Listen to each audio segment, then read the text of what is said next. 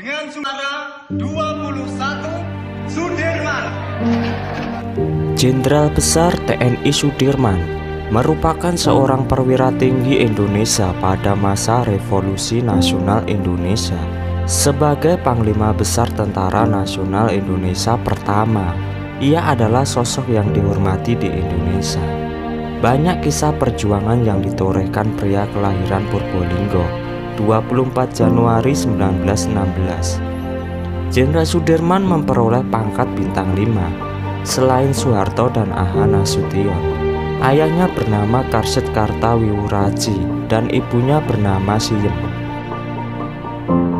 Ia merupakan pahlawan pembela kemerdekaan yang tidak peduli pada keadaan dirinya sendiri demi mempertahankan Republik Indonesia yang dicintainya.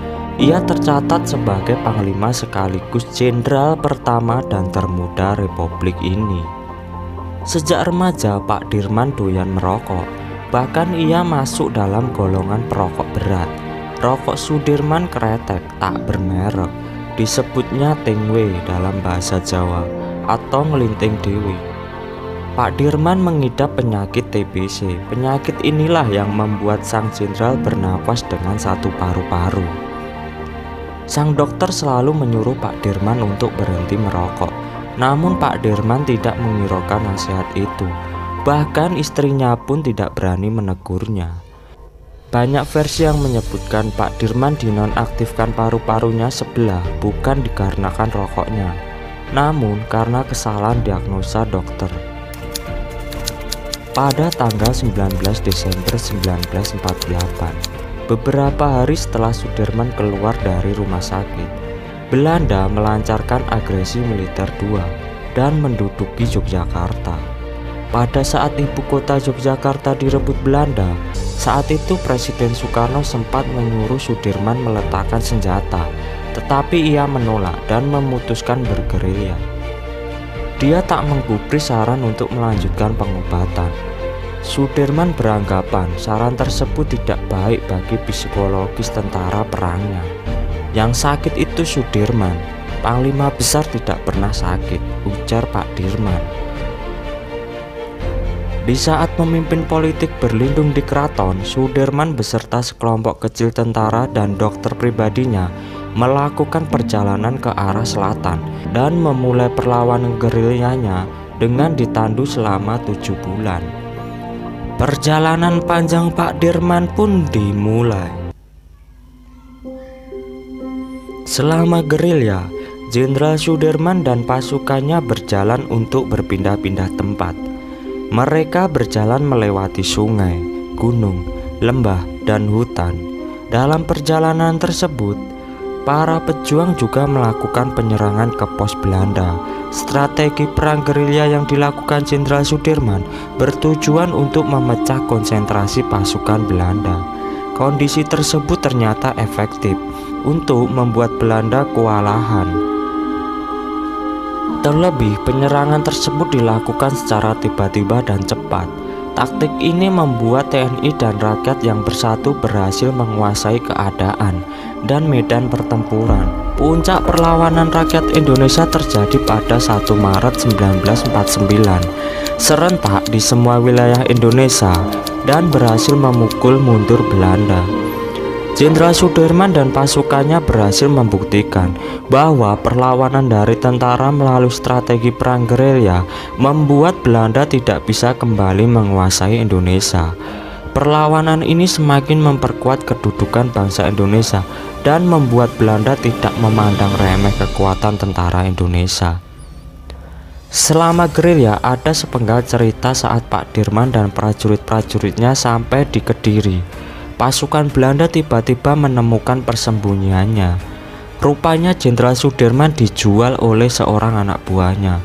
Keberadaan dirinya dibocorkan. Saktinya sang jenderal sudah mengetahui akan hal ini. Di mata prajurit-prajuritnya, Jenderal Sudirman memang terkenal sakti. Kesaktian sang jenderal terlihat ketika Belanda mengepung keberadaan Pak Dirman. Disitulah Pak Dirman mengajak para prajurit untuk menggelar zikir. Mari kita berzikir agar diberi pertolongan Allah.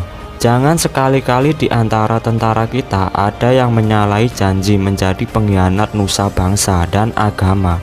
Harus kamu senantiasa ingat bahwa perjuangan selalu memakan korban. Jangan sekali-kali membuat rakyat menderita, ucap Jenderal Sudirman.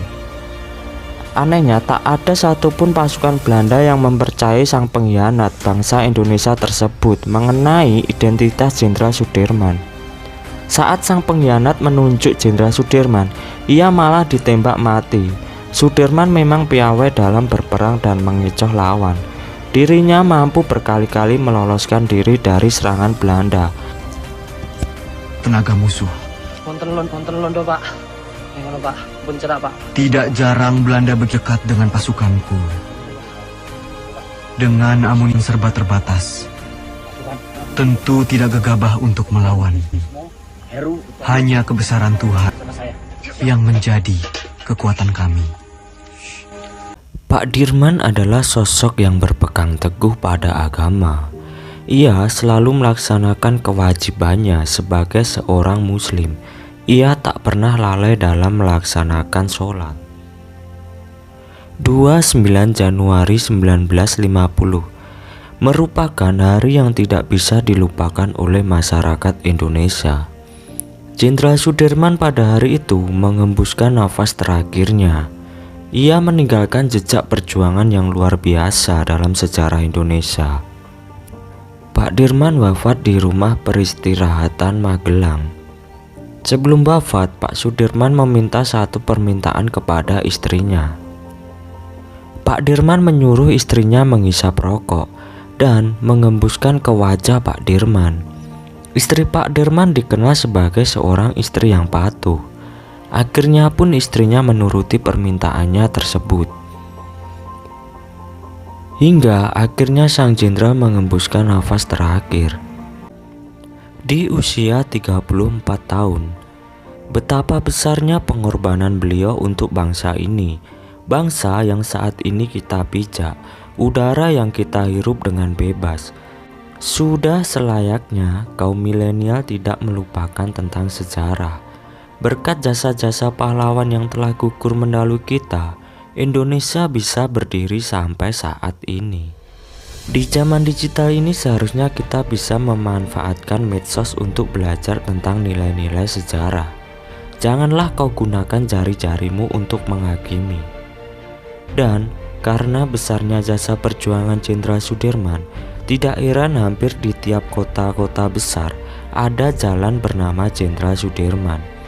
Bahkan sebuah perguruan tinggi di kota Purwokerto, Jawa Tengah diberi nama dengan Universitas Jenderal Sudirman. Demikianlah sedikit cerita tentang Jenderal Sudirman. Bila ada salah kata atau beda pendapat, silakan ketik di kolom komentar.